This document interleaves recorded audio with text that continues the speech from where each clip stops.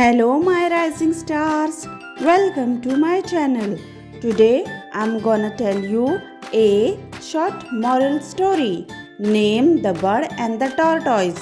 So let's begin. A tortoise was resting under a tree on which a bird had built its nest. The tortoise spoke to the bird mockingly. "What a shabby home you have! It is made of broken twigs, it has no roofs and looks crude. What's worse is that you had to build it yourself," said the tortoise. "I think my house, which is my shell, is much better than your pathetic nest," said the tortoise. The bird said, "Yes, it is made of broken stick, looks shabby, and it is open to the element of nature.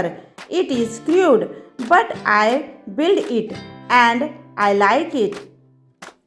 I guess it like any other nest, but not better than mine," said the tortoise. "You must be jealous of my shell, though."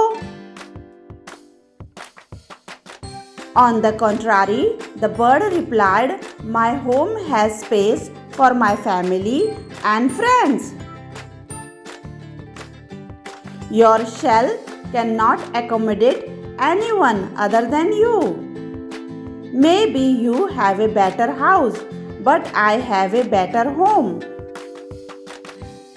said the bird happily.